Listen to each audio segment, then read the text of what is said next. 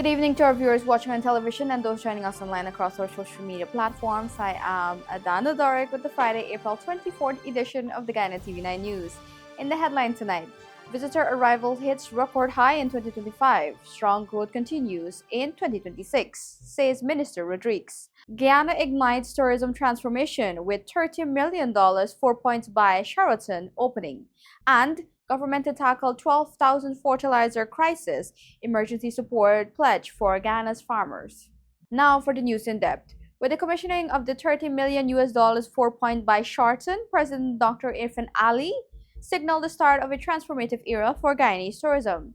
The new landmark along Heroes Highway serves as a cornerstone of a high-stake national strategy to turn the country's expanding infrastructure and recent investments into a premier global travel profit. Here's more. President Ali emphasized that Guyana's combination of natural beauty and cultural richness places it in a unique position to compete internationally. The head of state pointed to the country's vast rainforests, powerful waterfalls, and vibrant cultural heritage as key attractions, alongside ongoing improvements in roads, air connectivity, and urban development. These enhancements, he explained, are already contributing to increased visitor arrivals, even with greater growth expected as Guyana continues to modernize and diversify its economy. He also highlighted major infrastructure projects, including upgrades to port facilities and the expansion of the Chedijakan International Airport, which are expected to significantly improve the visitor experience. According to President Ali, these developments are helping to position Guyana as a hub not only for leisure travel, but also for conference and business tourism.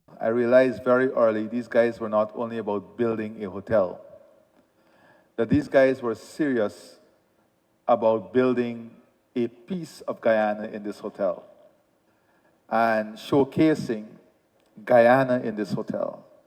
And that struck me as different because they were already taking pieces of our culture and sending it out of Guyana, refashioning it and bringing it back to Guyana. The newly opened 172-room hotel reflects a blend of international standards and local identity, featuring Amerindian-inspired decor and design elements that celebrate the country's heritage. From handcraft furnishings to nature-themed interiors, the property aims to offer guests an authentic Guyanese experience while maintaining global hospitality standards. Beyond aesthetics, the president underscored the economic impact of such developments, noting that hotels serve as engines of employment and opportunity. From construction to daily operations, the hospitality sector creates jobs across multiple skill levels while stimulating demand in industries such as agriculture, transportation, and entertainment. The product was attracting local and Guyanese visitors. And then over the last couple of days, I've been receiving a lot of invitations for the next 3 months. And normally my schedule is so simple that they give you 6 months in advance. And I see the Houston Event Hall for almost 6 events in the coming weeks. And these are major events. So it tells you a story. Yesterday we met with the organizers for the GT Challenge. That's a major event in the region. And they also were telling me about all the hotels they've inspected and the quality and how amazed they are. This year alone we'll have about 11 major conferences and about 6 major sporting events that we could not have hosted 2 years ago. But we are now positioning Guyana to be a premier hosting destination because we now have greater capacity and capability. President Ali emphasized that expanding tourism will diversify Guyana's economy by creating sustainable income and strengthening resilience, while growth in hospitality will stimulate multiple connected industries and support long-term development. He added that the government is actively targeting the diaspora through modern facilities and is promoting stronger partnerships between foreign investors and local businesses to ensure the sector's growth delivers broad, shared benefits for Guyanese communities. communities. Attorney General and Minister of Legal Affairs Anil Nandlal has signaled a fundamental shift in how government operates, warning that the era of isolated solo decision making is coming to an end as Ghana embraces artificial intelligence AI and integrated systems. Here's more. Speaking at the closing of a 3-day workshop hosted by the International Federation of Consulting Engineers at the Grand Coastal Hotel, Nandlal said technological advancement is forcing a rethinking of governance itself, not just service delivery. He explained that AI is not merely a tool for efficiency, but a mechanism that requires collaboration across sectors, disciplines, and institutions, effectively dismantling the traditional barriers that have long separated government agencies and professionals. But importantly, we need our own model of what this class should be. Should we have the opportunity to say this is our position? Obviously, it is not going to be crafted in stone, but the elements of the termination clauses we must have. So when we are negotiating termination clauses, we have a reservoir of material that are in our archives, in our database, in our libraries, to which we can refer.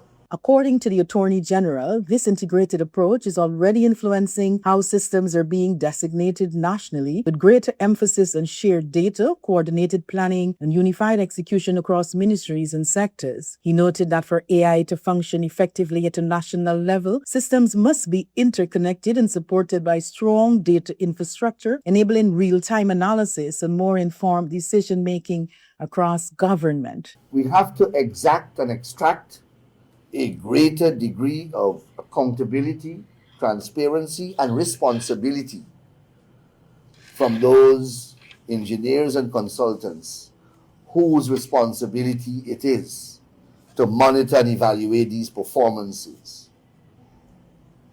We have to. Then we have to review the regime of remedies that are available under these contracts. And both sides will benefit. But the remedies have to become more effective, easier to enforce, and they must be wider in their ambit and repertoire. Nandlal emphasized that this transition represents more than a technological upgrade. It is a structural transformation of governance where decisions will increasingly be shaped by integrated data systems rather than isolated institutional processes. He added that Guyana's ongoing investments in digital infrastructure and data systems are laying the groundwork for this new model, positioning the country to move toward a more coordinated, responsive, and modern state. Melanie Morris, Guyana TV9 News. Visa applications from Guyanese citizens for France and the EU have doubled to approximately 350 annually following the opening of a permanent French embassy in Guyana, which removed the requirement to travel to Suriname. Driven by rapid economic growth, the new local processing allows for biometric submission on Lamash Avenue, though appointments are required via the official portal. We will be back after this short break. Stay tuned.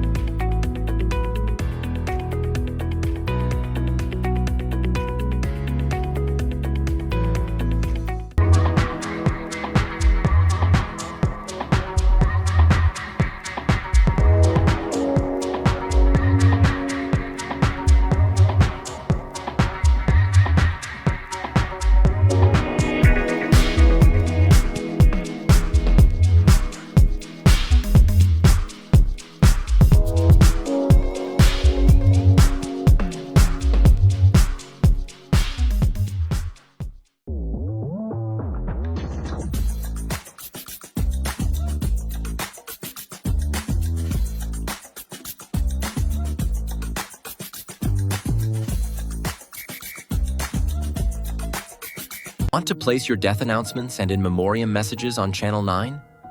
Call 592-761-5006, 710-5008, 600-5006. Or visit our office at Lot 85A Lamaha Street, Albertown, Georgetown, Century 21 Building.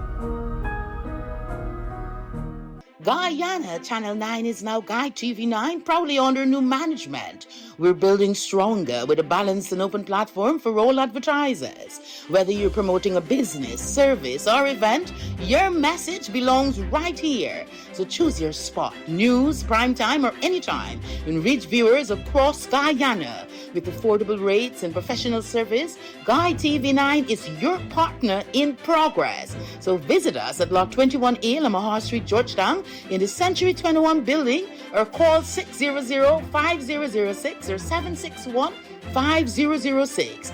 Guyana TV9. New leadership, fresh outlook, real results. GCOM is currently conducting a national registration exercise. Who can register? Anyone who will be 14 years or older by June 30, 2026, and is a Guyanese citizen by birth, descent, naturalization, or is a citizen from a Commonwealth country living in Guyana for 1 year or more. How to apply for registration? You must visit the GCOM registration office that is responsible for your area of residence to apply for registration, name change, or correction.